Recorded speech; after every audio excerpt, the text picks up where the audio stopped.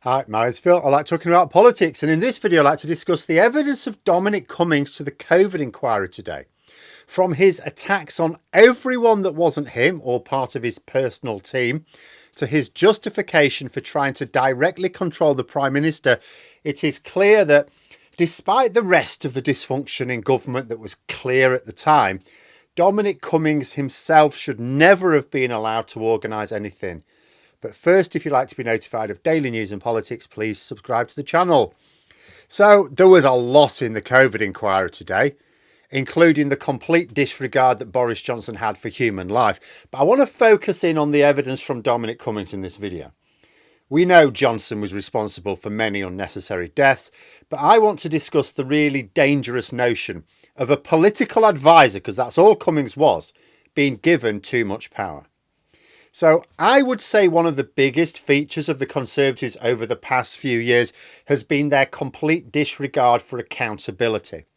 We see it in Rishi Sunak not properly declaring his financial interests when handing over public money to his wife's companies.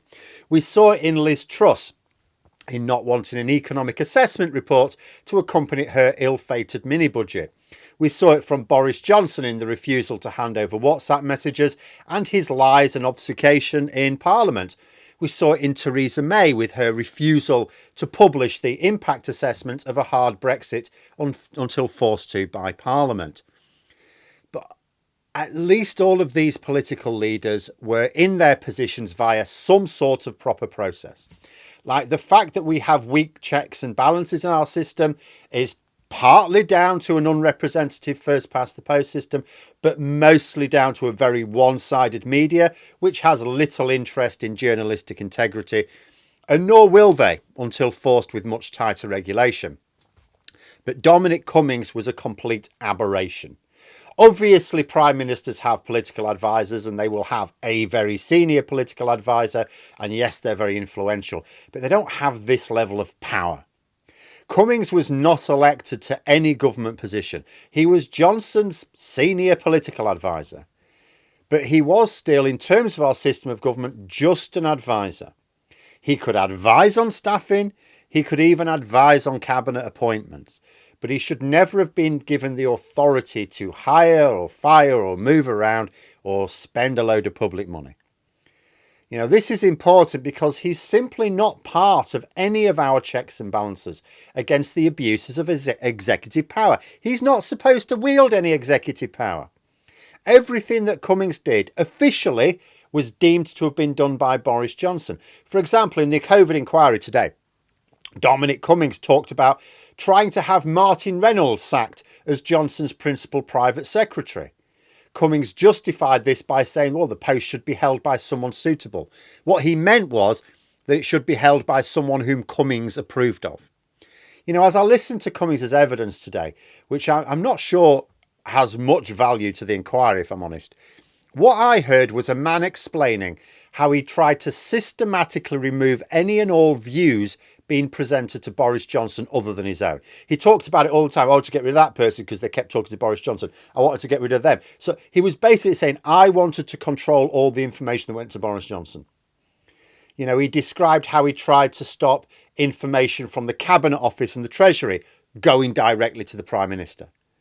In other words, Cummings wanted to be the filter for all information going to Johnson. Now, it was always fairly clear that Cummings' plan in supporting Johnson was not because he thought he'd be a great Prime Minister, behave yourself. It was to get someone in Downing Street that he thought would be a compliant puppet so that he could be the real head of government. Consider what Cummings admitted to in the COVID inquiry today. Trying to get people sacked who had direct access to the Prime Minister, calling on Johnson to have a massive clear out of his cabinet and even to massively reduce the size of cabinet. Well, why would he want that? Reduce the number of people that are talking to the Prime Minister. You know, what is it? It's him wanting to pick and choose even which MPs have direct access to the Prime Minister. And Cummings justified all of this by saying that they were all basically useless. Now, I would be the first to agree. Some clearly were genuinely useless. Others may not have been the best people for the jobs or very far from it. But what Cummings was doing was trying to be the sole voice whispering in Johnson's ear. playing the role of Grima Wormtongue, basically. The only official to be praised by Cummings was Tom Shinner, someone whom Cummings actually hired himself and whose role was to reduce the number of sources of information going to ministers. In other words, act as part of the Dominic Cummings filter.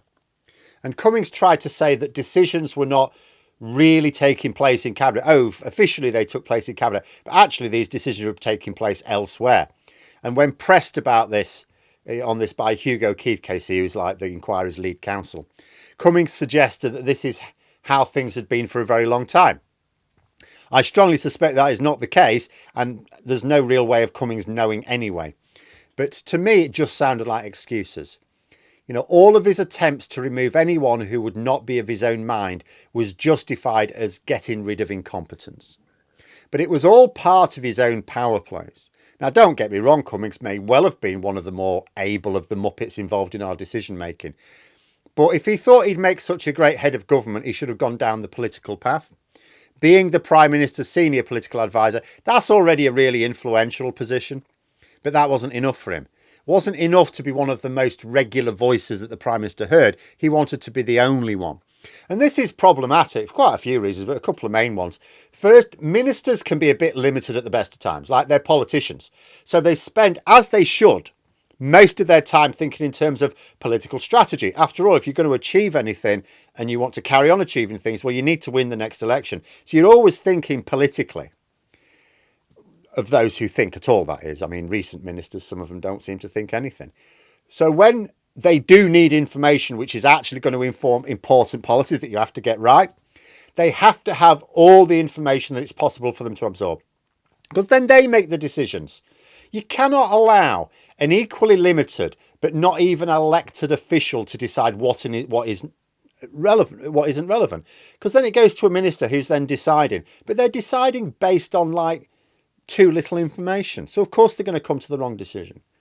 I mean, frankly, I don't trust ministers, even like the ones who are trying to make the best decisions on that score. But you have to have someone making those decisions, and they are at least in the public eye as making those decisions, and they are sort of in theory answerable for those decisions. Like, how is Dominic Cummings answerable? The only reason he was removed from his position wasn't because he was useless or too grasping. It's because he lost a power struggle with Johnson's wife. And second, although it's bad enough if you have a single advisor controlling all of the information going to ministers, if that single advisor is at least trying to act in the interests of the country, you know, that's bad enough. It's way worse when it's someone whom you would not trust not to sell their own granny. This is Dominic Cummings, the one who happily admits that Brexit was all based on lies, but he still pushed it. The same one who tried to gaslight the public into thinking that driving your family down a dodgy road is a good test of whether or not you're too blind to drive from Durham to London. The same Dominic Cummings who spent goodness knows how much buying into a bankrupt satellite company to make satellites that they didn't even specialise in. And as for him having a pop at various ministers and other officials, this is the same Dominic Cummings who was allowed to push a well-funded project to introduce mass COVID tests, Operation Moonshot, to introduce mass COVID tests into the country, which informed a lot of government policy at the time, when he had absolutely no plan as to how he was going to achieve it. No idea at all.